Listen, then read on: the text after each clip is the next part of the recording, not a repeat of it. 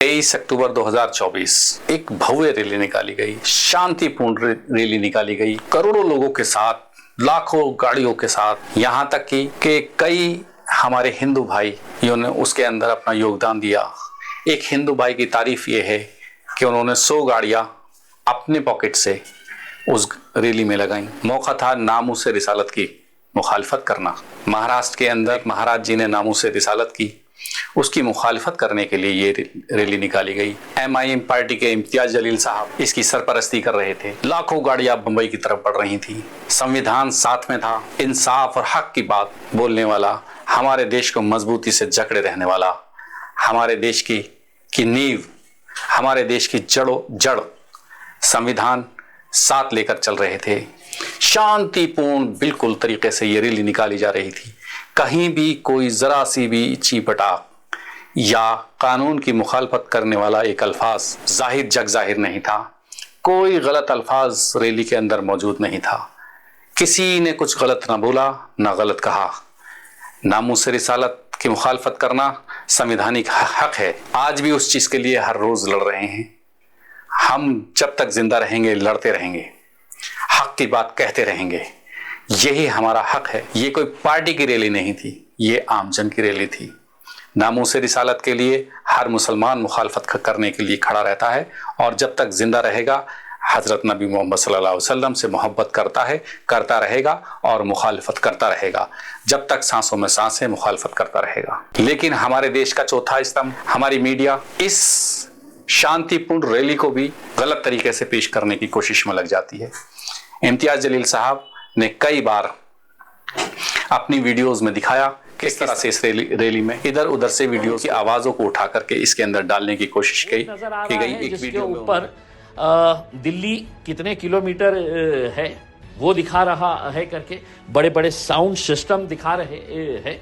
तो वो Republic TV ने ये बताया कि ये लाठी चार्ज ये हमारी तिरंगा रैली के बाद पुलिस ने कैसे लाठियों से भूना है करके ये बताया। बड़े खुश हो रहे थे दिखा के कि देखे कैसा वहां पर इतने सारे लोग जमा हो गए और पुलिस ने अपने डंडों का इस्तेमाल किया।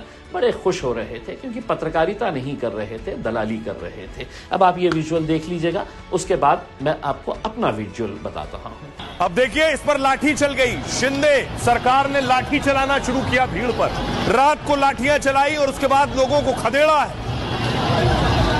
एक वीडियो में उन्होंने दिखाया और बताया कि देखो कि दिल्ली 23 किलोमीटर, आप ही बताइए कि बॉम्बे से औरंगाबाद में से बॉम्बे रैली जा रही है, क्या दिल्ली 23 किलोमीटर है?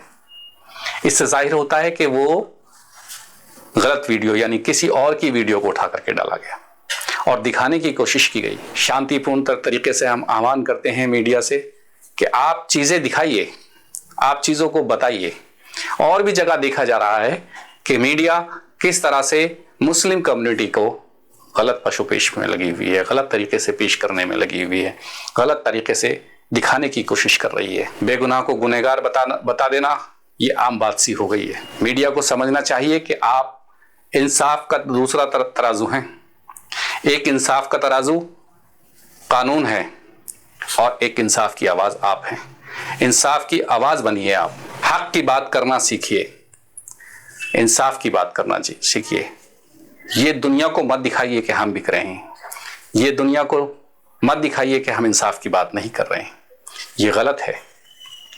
आप देश की मजबूत नींव हैं, चौथा स्तंभ आपको बोला जाता है। ये जो आप सब करने की कोशिश कर रहे हैं, मुस्लिम कम्युनिटी को हेड करने की कोशिश करते हैं, ये सब गलत है। उस रैली के अंदर ना तो किसी पर डंडे बरसाए गए।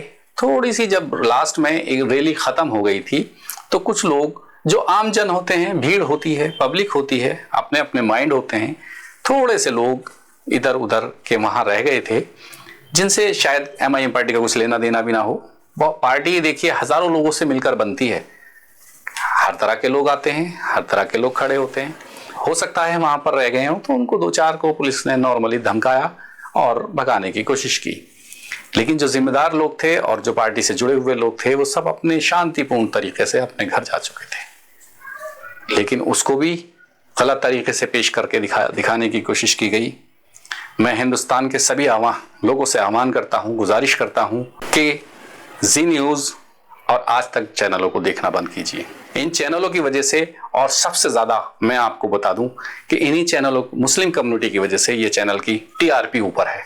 अगर आप इन चैनलों को देखना छोड़ देंगे तो इनकी टीआरपी डाउन हो जाएगी। इनमें कई लोग ऐसे बैठे हुए हैं जो जनसंघ की माइंड के लोग हैं, जो मुस्लिम को हिट दिखाना चाहते हैं, मुस्लिमों के खिलाफ बोलते हैं। रवीश कुमार एक जीती जागती मिसाल है कि उन्होंने अपनी सोच को कभी नहीं बदला, हक की बात को उठाना कभी नहीं छोड़ा, और आज उन्होंने नौकरी छोड़नी पसंद की। आज वो यूट्यूब चैनल चलाते हैं और अल्लाह का शुक्र है कि उनके यूट्यूब चैनल को लाखों लोग देखते हैं।